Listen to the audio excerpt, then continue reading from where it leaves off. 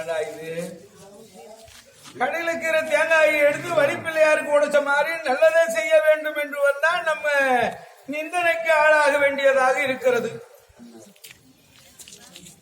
நான் என்ன சொன்னேன்? இவர்கள் என் மீது பழியை சுமத்துகிறார்கள். இந்த பழிக்கு நான் என்ன செய்வது? ஏம்மா, யாருமா சொன்னது? உன் மகனை நான் கொலை செய்ய வேண்டும் என்று சொன்னான் என்று யார் சொன்னது? அடியில் வைத்து மகன் அடியில் வைக்கிறேன் அணியில் வைக்கணும்னு சொல்றீங்க. எப்படின்னா அவனை வைக்கிறதுல தான் சொல்றேன். யாரு சொன்னது அவனை அணியில வைக்கிறேன்னு? நீங்க தான் சொன்னதா என்னுடைய கணவர் சொன்னாருன்னா. உங்கள் மூத்தாரா விளங்கி வரக்கூடிய தர்மராஜனுக்கு பாசறையில் இருக்கின்ற போது பாதுகாவலாக துணையாக தான் இருக்க சொல்லி இருக்கிறேனே தவிர அவன் கையில் ஆயுதத்தை கொடுத்து சமர் செய்வதற்காக போய் என்று சொல்லவில்லை. அண்ணா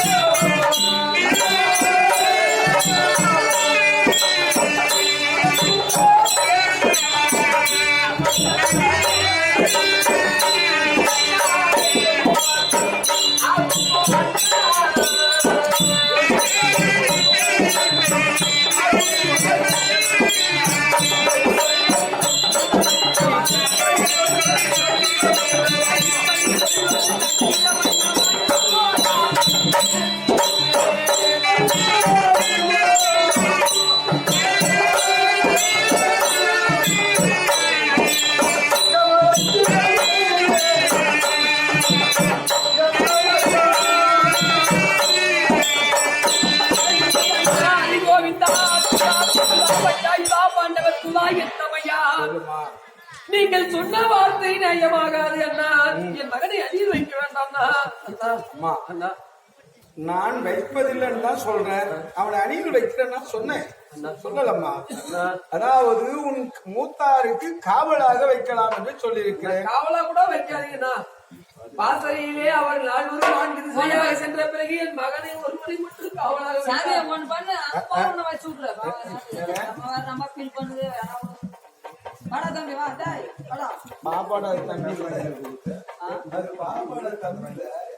அப்படி இருக்கும் பொழுது என் மகனை வைத்தால் அண்ணா, துரியன் சூழ்ச்சினால் என் மகளுக்கு ஏதாவது ஒன்று நடந்துவிட வேண்டாம் அண்ணா. நான் அனைத்தையும் கற்று உணர்ந்தவன். நீ கற்று பயமாகுது. என்ன விதி நடக்கும் என்பதை நான் தெரிந்து கொள்வேன். பின்னாடி நடக்கக்கூடியதை முன்னாடி செயல்படுத்தி பார்த்து அதற்கு தக்கவாறு அணை கட்டக்கூடியவன் நான். நீ கட்டுவானா? உனக்கு கட்டுறானெல்லாம் எனக்கு தெரியும். சொந்த தங்கச்சி நீ கூட்டி கொடுத்தாலும் உனக்கு வேலைக்கு இது ஒரு பழப்பு. ஏண்டா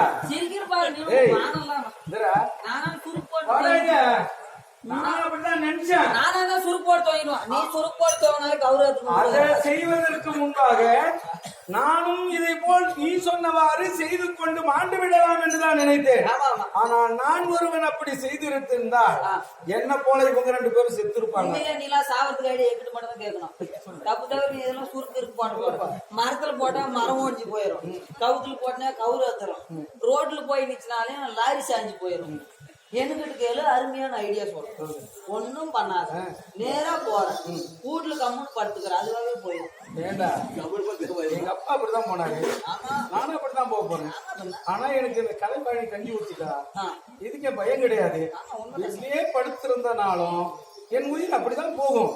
இன்னாரி இடத்துல போனா அது ஒண்ணும் பண்ணியண்டா கண்ணேவா. ஆடா உண்மை என் தங்கை காரணம் யான்னு கேக்குறேன். இரு, அதெல்லாம் நாம அப்புறம் காலையில பேசிக்கலாம். இப்ப இருக்கக்கூடியது தக்கவாறு அவர்கள் பார்த்து கொண்டிருக்கிறார்கள். அவர்களுக்கு நம் கதை பேசினார் ஆகுமா, அப்புறம் பேசிக்கலாம். என் தங்கை ஏதோ மன வருத்தத்தோடு பேசுகிறார். ஏம்மா, என்ன ஐயா, ஐயா? வேண்டாண்ணா, வைக்க வேண்டாண்ணா. ஆசிரியர் கூட இல்ல, காவலுக்கு கூட எதுக்குமே நீங்க அம்மா, உன்னுடைய எண்ணப்படி எதுவும் நடக்காது. உன் எண்ணப்படி எதுவும் நடக்காது. நடக்க வேண்டுமையானால் நல்லதாகவே நடத்தி செய்து முடிக்கக்கூடியவன் நான். நீ குடிச்சிருவ எங்களுக்கு தெரியும், அதனாலதான் வைக்காதன்றா. அண்ணா வைக்காதண்ணா. ஏன்னா மகாராஜா, சின்ன சிரிப்பா சிரிக்கிறாங்க. என் தங்கை அர்ஜுனனை திருமணம் செய்து கொள்ள வேண்டும் என்ற போது அவள் ஒரு பக்கம் காலை பிடிச்சா, ஆமா, அர்ஜுனன் ஒரு பக்கம் காலை பிடித்தார். ஆளுக்கு ஒரு பக்கம் புடிச்சுக்கினாங்க.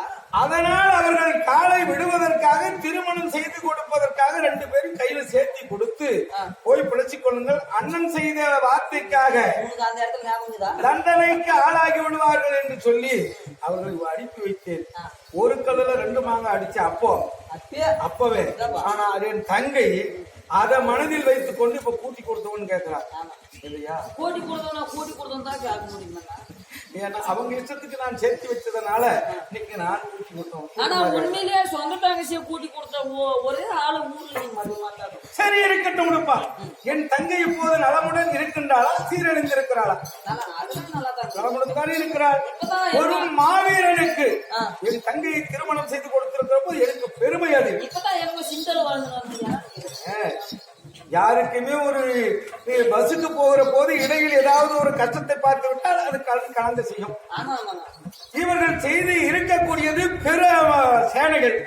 அந்த சேனையில் ஏதாவது ஆபத்து வந்து விடுமா என்று சொல்லி அழுது புலம்புகிறார்கள். ஐயோ, என்ன சாமியா, காலையில நம்ம பேசுகாச்சு பஸ் பஸ் போகணும் வரி நடந்து போயினா ரோட்லி ஒண்ணு பிய பாத்துக்கிறோம். அவங்களே உட்காந்து எவ்வளவு நேரம் இருந்தாலும் எனக்குதான் தெரியும். நீ இதை சொல்லி என்ன சிரிக்க வைக்கணும் வந்து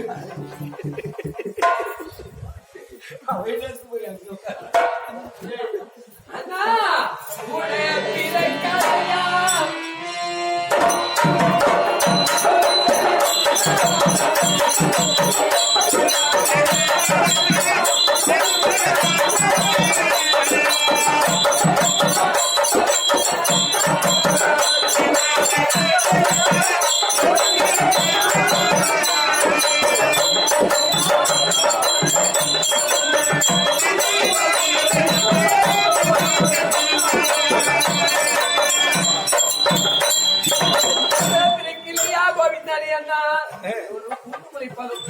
அதனால தங்கா கடைசியாக உன்னை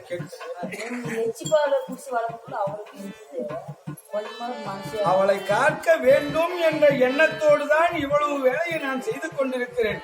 கடைசியாக என் தங்கையை கேட்கின்றேன். எப்படி பார்த்தாலும் 2 கண்ணில் ஒரு கண்ணு நொல்லையாகத்தான் போகிறது. அதனால தங்கா வா.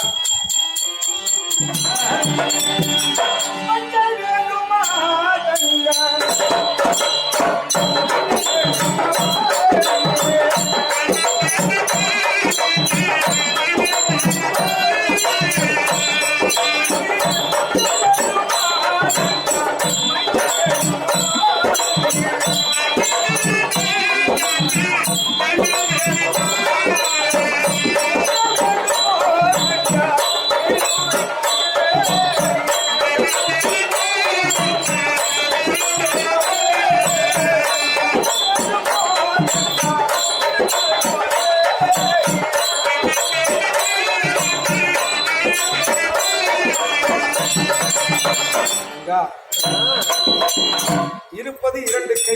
ஆமாண்ணா, எப்படி பார்த்தாலும் ஒரு கை போகத்தான் செய்யும். ஆமாண்ணா. எப்படிப்பா அண்ணா, ஒரு 10 நிமிஷம் ஏன் 2 கை போகுது இல்ல யான்னு கேக்குறான். இருப்பது 2 கை, ஒரு கை சூத்துக்கால விட்டு ஒரு கை சாப்பிடும். ஒரு கை போகதான் செய்யும். இருப்பது 2 கண்ணு, ஒரு கண் நொல்லையாக தான் செய்யும். மஞ்சள் வேண்டுமா அல்லது உனக்கு மைந்தன் வேண்டுமா? எது வேண்டும் எடுத்து சொல். இப்போ தர்மராஜனை துரோணாச்சாரி கட்டி கொண்டு போனானே ஆனால் அவனை சிறைச்சேதம் செய்ய போகிறான் துரியோதனன். தர்மராஜன் மாண்டான் என்ற செய்தி உன் கணவன் கேட்டானே ஆனால் தன் கையில் இருக்கக்கூடிய காண்டீபத்தால் அம்பை விட்டு சிரத்தை அறுது கொண்டு உன் கணவன் மாள போகிறான். அப்போ உன் மஞ்சள் போகும். மஞ்சள் வேண்டுமா அல்லது உனக்கு மைந்தன் வேண்டுமா? எனக்கு மஞ்சளும் வேண்டும் அண்ணா, எனக்கு மைந்தனும் வேண்டும் அண்ணா. மஞ்சள் வேணாமா? வெள்ளம் கம்மியாகுது, அது சொல்லுமா? வெள்ளம் தான் கம்மியாகுது.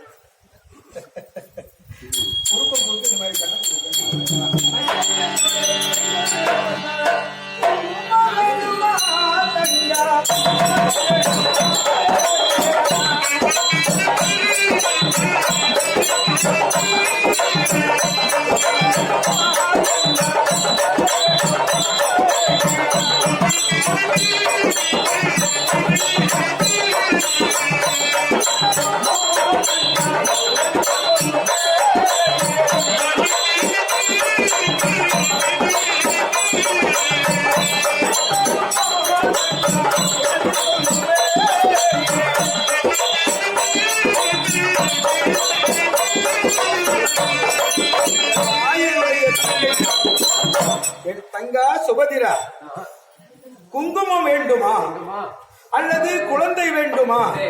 என்ன வேண்டும் என்பதை எடுத்து சொன்னதை உண்டானால் நிச்சயமாக அதை காப்பதற்காக நான் கடமைப்பட்டவளாக இருக்கிறேன். எனக்கு குங்குமமும் வேண்டுமல்ல, எனக்கு என் குழந்தை ரெண்டுமே வேண்டுமா? எக்காரணத்தை கொண்டும் அது முடியாது. ஏதாவது ஒன்றை பறி கொடுத்து தான் ஆக வேண்டும் தங்கா. ஒரு கண்ணு இருக்கு, ஒரு கண்ணால நம்ம கையெழுத்து முடிந்த வரையிலும் என்னால் முயற்சி செய்து பார்க்கின்றேன். அப்படி பார்க்கின்ற போது காக்கும் கடமை என்னுடையது, காப்பேன். அதையும் மீறி போய்விட்டால் நான் சொல்றது கேளு. நீயா அணில் வைக்கிற, நீயா முடிஞ்சா வேற காக்குற, நீ வைக்காம விட்டுரு, நீ நான் பாத்துக்கிறேன் எங்க பையனா. சரிம்மா, என்ன விட்டுருங்க, நான் ஒதுக்கிக்கிறேன். நீ போ, ஒதுக்க போ போ. என்ன வார வாரம் கூப்பிடலாங்க. 1100 ரூபாய் எமக்கு என்ன போச்சு? அப்போ நீ எதனா இதாயிடுச்சா? எங்க கோணி ஆயிப்பா ரயில் ஓடாது போய் வேலைக்கு காரணம் நம்மளுக்கு ரயில் போகலன்னா ஏற போகணும். என் பையனுக்கு ஆகுது, என் வீட்டுக்காரி இருக்கக்கூடாது. போயிட்டு நான் பானிபூரி நாளைக்கு வாங்கி தின்னு சாப்பிட்டோம். நினைக்கிறேன் நான் கை போறக்கார உங்க ஏறி உட்காந்து ஏன்னா நீ உட்காந்தா வீடு பச்சை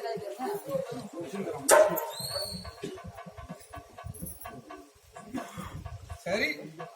இப்படி நாம் ஒதுங்கி விட்டோமையானால் தர்மம் தலைக்காது, நீதி வாழாது, அதர்மம் தான் தலை தூக்கி வாழும்.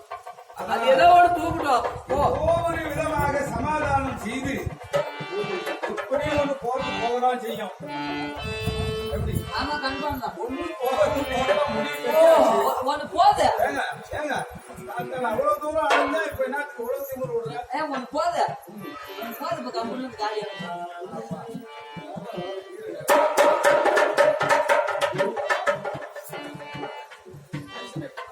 தங்கா.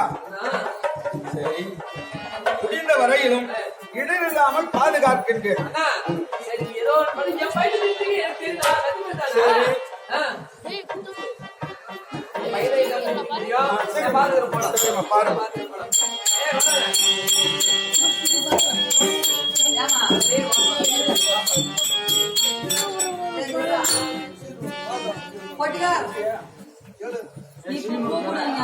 அப்புறம் கட்டும் கேட்டு போகுது.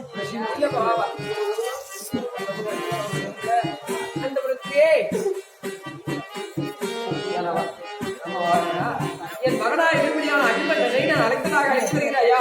அந்த போயிடவா?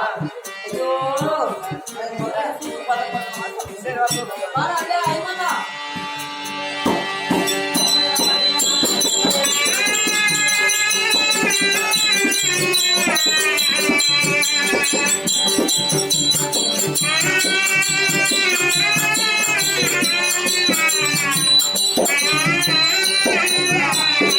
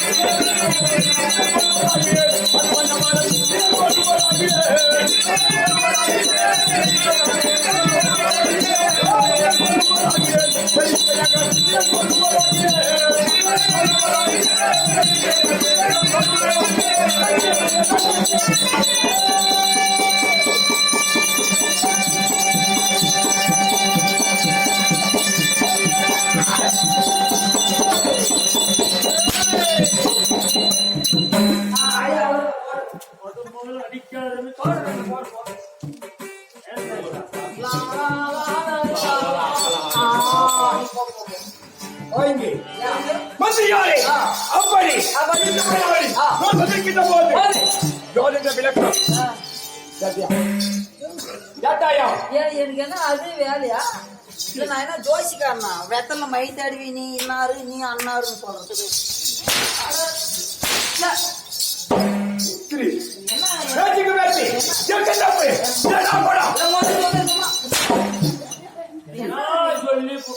என்ன சொல்லி கொடு நீ யாரு யாரே கேக்குறேன் மந்திரியோரே அப்படி இங்கிட்ட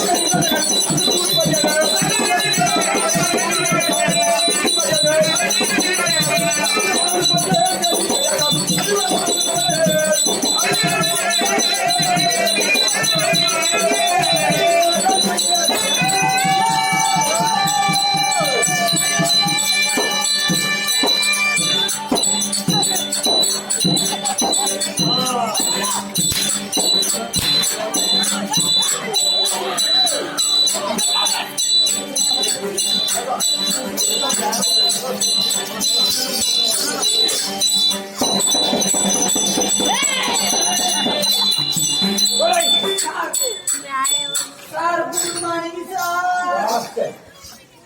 டேய், யா பயம் கிடையாது. கீழ ரெண்டு பையன் வீட்ல எங்கே? வீட்ல உன ஸ்கூலுக்கு போய் இப்ப லீவுல வீட்ல கிடக்குது. எந்த பையனை கேட்டேன்?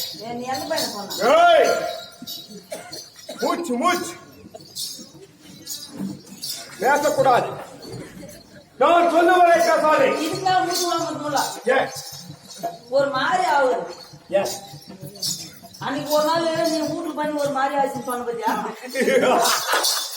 எதை கூறுகின்றாய்? நீ கூப்பிடுறியா? கொஞ்ச நேரம் மூச்சை பூச்சிட்டு கம்முன்னு இருந்தேன்னு சொன்ன பத்தியா? அறியதை கூறினாய். அதேதான் கூறினேன். அதே கூறினேன். எல்லாம் சத்தியமா உருப்புன்னு பாயலாம வேணா கூட உருப்பிட மாட்டான். டேய், நீ என்ன சொன்னாலும் சரி. நான் காலையில அங்க போறதுல சொல்லி சத்தம்ன்றியா? வேலை பார்த்து அதுவும் இந்த அப்படியே வேலை பார்த்து. ஏய், ஏப்பா இல்ல இந்த பக்கம் திடீர்னு அந்த பக்கம் போயிட்டு அதை பார்த்தா உங்க அம்மா டேய், நீ அம்மா மாதிரி. நான் பேண்ட் போடுறேன் காமெடியை கட்டி சரி, விடுமா தெரியாது. அப்ப இருக்கிற மாதிரி நோஞ்சா தெரியுமா? அதாவது அறம்புகள் என்ன? அறம்புல அறம் என்னது?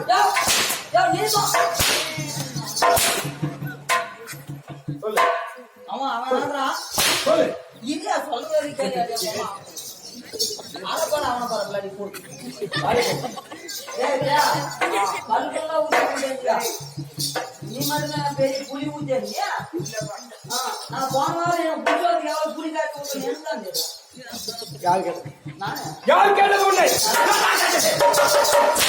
நான் அவரு தான் கேட்கறேன் அவரு புரியா?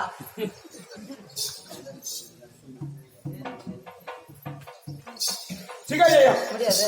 சரி சொல்லு. சிகஜயம் மலைநாயனை பள்ளியைச் சேர்ந்த பேரும் புகழமாக அண்ணார் ஆமா பணம் கொடுத்திருக்கின்றார். நரசிம்ம ஐயா அவர்கள் பணம் கொடுத்திருக்கின்றார். அதாவது எதற்காக? அம்மனுக்காக 100 ரூபாயும் நாடக பிள்ளைகள் நடிக்கின்றார்கள் சிறப்பாக என்று சொல்லி அதற்காக 100 ரூபாய் கொடுத்திருக்கின்றார்.